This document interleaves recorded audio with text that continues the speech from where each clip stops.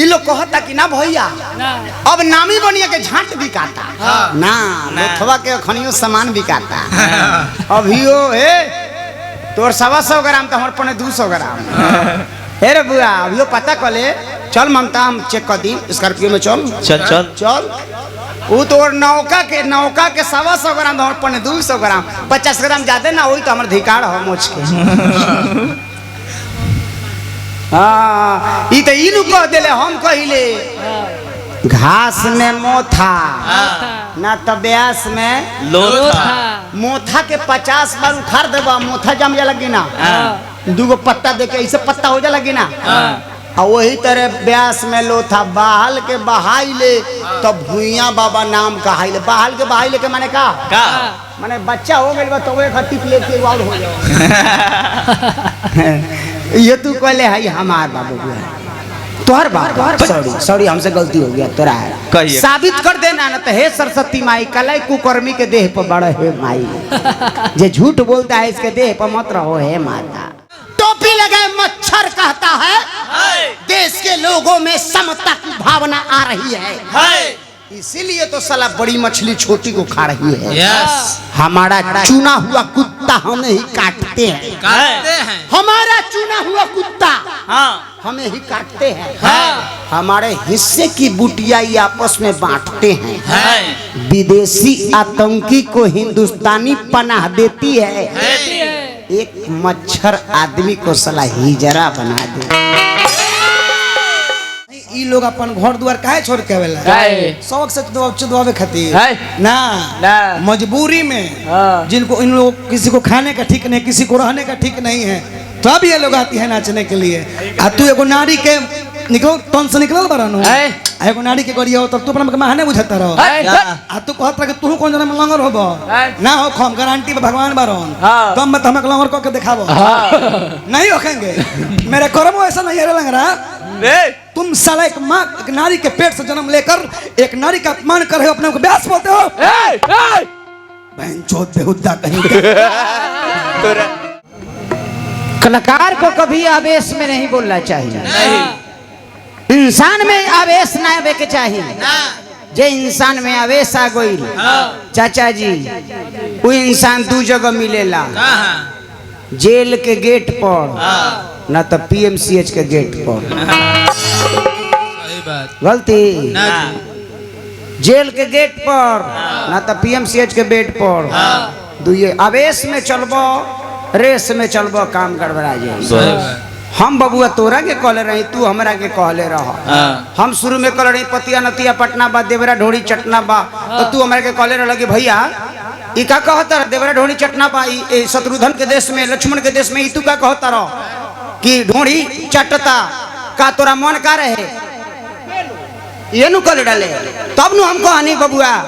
तब नु हम कहले रही तो ये हमरा चल गईले भाई के नाम बा मदन मुरारी या ब्रिज किशोर ये हमारा भाई पर चल गईले उहे में दो आदमी झाल बजाओ तो ये हमारा बाप पर चल गईले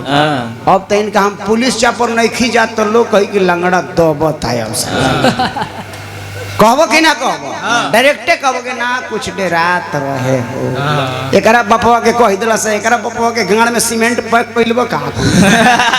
अच्छा ये नु कहबो लो हमरा से ये दुगोला में होला ये लोग के बुझाए ना ये लोग के बुझाई ना नया जतना बड़ा तरो ई उठान लइका ई उठान लइकी नाम लिखे दोनों के ई उठान लइकी का जाने कब का करवा दी हाय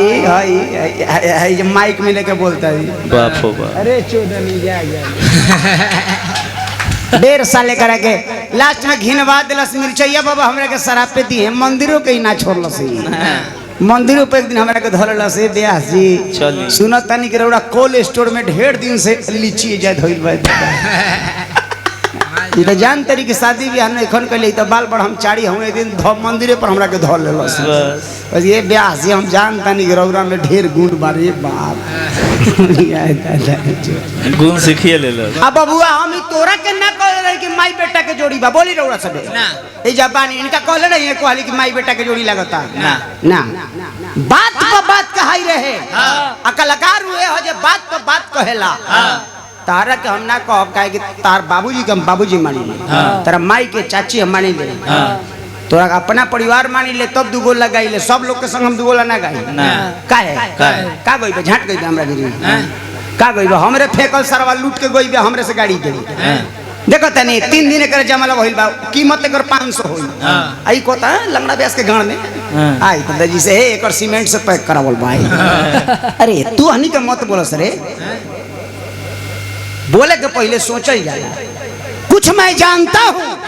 कुछ मैं जानता हूँ ये स्वाभिमान है सब कुछ मैं जानता हूँ ये मेरा अभिमान है कुछ हम जानी ले इस स्वाभिमान बाकी लंगड़ा कुछ जाने ला और सब कुछ हम जानी ले लंगड़ा के अभिमान बा तू है लंगड़ सब कुछ जानता रहा हमनी के उखाड़े खातिर जन्म ले बनी ये न हो जाला भैया सब कुछ हम नहीं जानते हैं नहीं कुछ जानते हैं लोग के अभिमानी ना स्वाभिमानी होके के चाहिए हेत तो हेत बा दुश्मनों के ज्ञानी होके के चाहिए गोरी गोर कड़िया बा ऐसे मतलब नहीं खे मुंह पर पानी होके के चाहिए ई ना कि कुछो कही दो हमारा बाप के कहता रहे भाई के कहता रहे हम तोरा के कहे लगी काम कर रहा है